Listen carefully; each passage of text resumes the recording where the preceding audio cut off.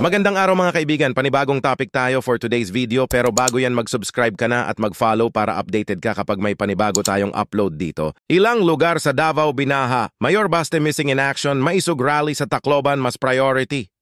Binaha ang ilang lugar sa Davao City kasunod ng biglang buhos ng ulan kanina pero agad napasin ng mga Davaoeños at mga netizens na missing in action na naman si Davao City Mayor Sebastian Baste Duterte habang may nagaganap na baha sa kanilang syudad.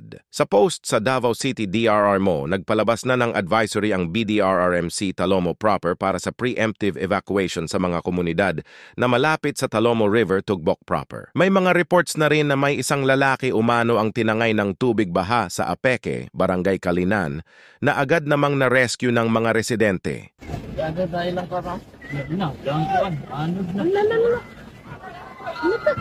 Oh my God! Pag! Oh my God!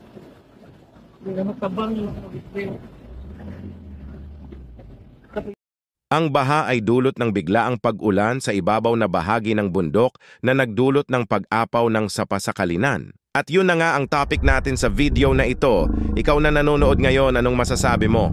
Comments mo na dyan sa baba. At para naman updated ka sa mga upload ko, don't forget to like and follow. Hanggang dito na lang. Ako si Philippine Vision TV, nagbabalita mula sa Pilipinas. Thank you.